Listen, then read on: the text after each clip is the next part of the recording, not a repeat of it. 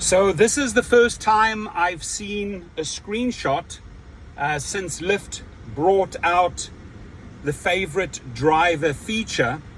Here it says your passenger tipped $3 and added you as a favorite driver. Send a thank you. Right there it is. There it is. Send a thank you. Your rider, your passenger, has added you as a favorite driver. This feature is powerful, my friends. It is very, very powerful. Why? It creates one-on-one relationships. If someone enjoys driving with you, it probably means the way you drive, they feel safe, they feel at ease. The way your car looks on the inside and the outside, it's welcoming, it's clean, they like it.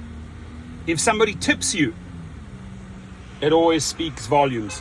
But to then take it a step further, when the passenger now has the ability to create that one-on-one relationship, and they may do that with, let's say, 5 drivers in the area that they chose. And going forward in the future, they obviously hope that they will get connected with one of those drivers if they are on the grid, or if they are scheduling a future trip. Obviously that offer will go out to one of the favorite drivers. Now, this feature directly copied from the Fare Co-op. This was an idea of mine years ago that we programmed into the Fare Co-op. Why? Because you want those type of safe relationships. You want those type of functioning relationships. It works both ways. When the driver says, thank you for adding me as your favorite driver, it tells him or her, this person enjoyed being with you in their car, and they will probably book you again in the future.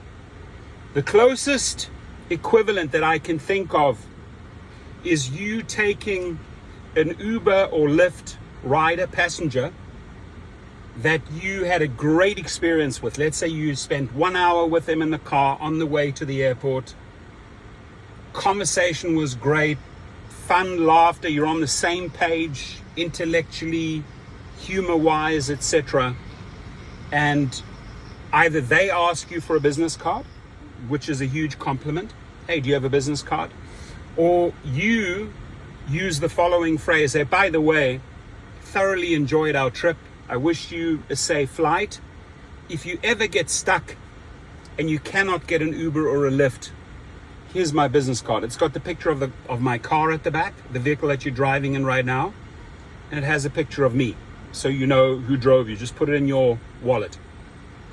That is the closest this Lyft feature brings a driver to being a private driver or a chauffeur. Only difference, one huge difference. When Lyft facilitates this relationship, which is great. I think it's an amazing, powerful feature. I'm actually glad that they duplicated that and copied the Fare Co-op. Why? Because it creates more safety. It doesn't create those unknowns. Driver knows who he drove before and will do again and again and again because he's the favorite driver.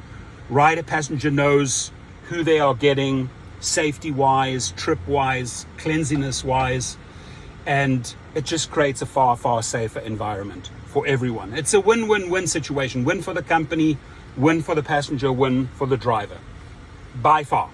So I'm all for that, and I hope another 100 companies copy this concept globally because it works, it's proven, and it brings safety to everyone.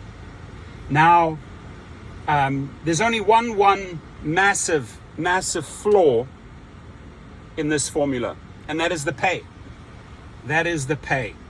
Because David Risher might come out and say, you know what, we have the 70-30 earnings guarantee, 70% you, the driver. Yeah, I don't think so, my friend. It's actually the other way around. The take rate is 70% for the company, 30% for the driver. That doesn't change, by the way.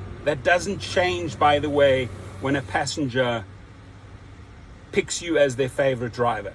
You can anticipate the same type of tips in the future, but what you are guaranteed to receive in that relationship is 70% the company, 30% you, even if they chose you as the favorite driver. So the only solution to this, and the link is below at Gig Rocket in the description, is to duplicate these efforts as a private driver. You have to become a true independent contractor where 100% of the proceeds of that passenger in that car are either Zelle to you, Venmo to you, given to you in cash, or in form of a credit card.